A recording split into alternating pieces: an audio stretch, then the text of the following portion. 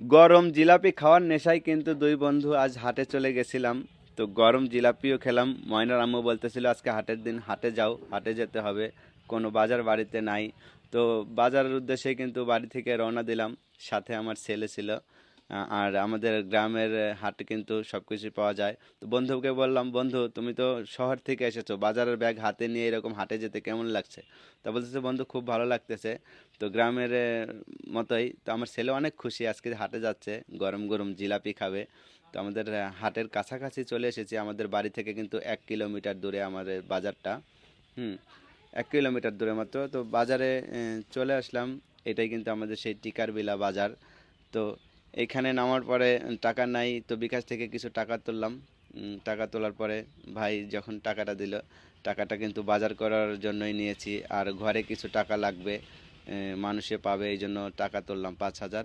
তো কাঁচা মরিচ কিনলাম, কাঁচা বাজার সবগুলোই কিনলাম, অনেক কিছুই কিনলাম। অবশেষে আপনারা দেখতে পারবেন কি কি কিনছি। হলুদ, তেল কিনছি।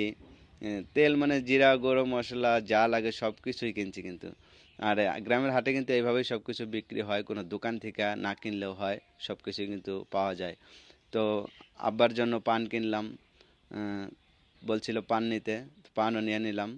পান নেওয়ার পরে সে আমরা চলে এলাম জিলাপি খেতে। তো আমার মানে এত ভালো লাগে যে এই জিলাপিগুলো খেতে, কি সুন্দর মচমচা জিলাপি, আর কামড় দিলে যেমন রস পড়ে। তো খুব ভালো লাগে আমাদের হাটের এই জিলাপিগুলো খেতে। যারা খেতে চান অবশ্যই খেতে পারবেন এসে, তবে অনেক স্বাদ পাবেন। তারপর আর কি জিলাপি খাওয়া শেষ যখন হচ্ছিলই না, এতগুলো খেতে পারছিলাম, তখন সাথে নিয়ে নিলাম। নিয়ে আবার গাড়িতে করে বাড়ির দিকে রওনা হলাম। বাজার করে বেশি সময় ব্যয় করে নাই, হয়তো 1 ঘন্টার মতো লাগছে। আবার বাড়ির দিকে চলে এলাম। তো বাড়িতে যখন আসলাম, ময়নার আম্মু তো বাজার দেখে বলতেছে যে কি ব্যাপার, তুমি আজকে এত কিছু কিনছো কে? তো বলতেছি এত কিছু কিনছি, সামনের বাজারের দিন তো আর আমি বাড়ি থাকবো না, তার জন্য একটু বেশি করেই আনছি, যাতে করে তুমি খেতে পারো।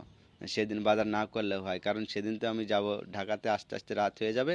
এই জন্য বেশি করে বাজার এনে দিয়েছি। শাক এনেছি, দেখো কত কিছু। লাল শাক এনেছি, এটা বড় বড় পুঁটি মাছ আনছি 1 পা, বুঝছো? আর তোমার তেল আনছি। তারপরে তোমার যাবতীয় তোমার বড় ডাল, কাঁচা কলা, দেখো এই যে মানে সব কিছুই আনছি। একটু বেশি বেশি করেই আনছি, যাতে করে সামনের হাটে হাট না করলেও চলে। বুঝতে পারছো? তো ময়নার আম্মু অনেক খুশি। অনেকগুলো মাছ আনছি। এইগুলা কি মাছ যেন, বাটা মাছ বলে। মাছগুলো ভালো লাগছে, তাজা ছিল, তাই আনছি।